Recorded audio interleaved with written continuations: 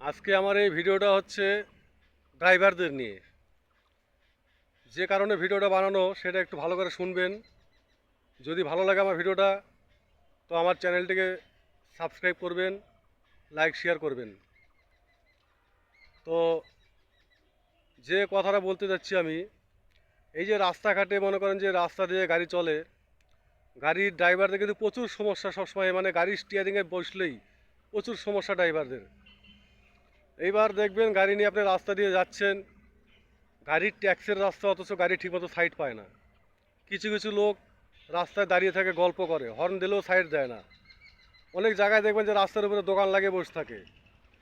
অনেক জায়গায় দেখবেন যে সাইকেল যাচ্ছে, টোটো যাচ্ছে, রিক্সা যাচ্ছে, কেউ সাইড দিচ্ছে না। নানান সমস্যা হয়ে থাকে। গাড়ির ট্যাক্সের রাস্তায় গাড়ি চলবে না, তাহলে কি গাড়ি কোন রাস্তায় চলবে?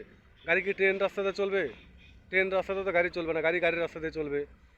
তো এবার অনেক সময় দেখবেন ড্রাইভারে কিন্তু খুব 100-99%ই ভুল কম থাকে। বেশিরভাগ ভুল থাকে যারা রাস্তাতে চলাচল করে। এইবার অনেক সময় অ্যাক্সিডেন্ট হলে কি করে, ড্রাইভারকে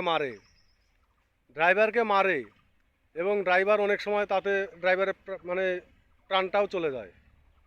আবার দেখবেন গাড়ি ভাঙচুর করে, গাড়িতে আগুন লাগানো হয়। এরকম নানান ধরনের সমস্যা আমরা রাস্তায় দেখতে পাই।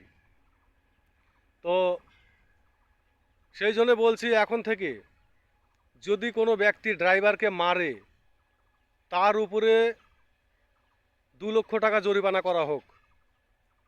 যদি কোনো ব্যক্তি গাড়ি ভাঙচুর করে, তার উপরে 2 লক্ষ টাকা জরিমানা করা হোক। যদি কোনো ব্যক্তি গাড়িতে আগুন ধরিয়ে দেয়, তার উপরে 5 লক্ষ টাকা জরিমানা করা হোক। এই নিয়মটা চালু হলে কেমন হবে?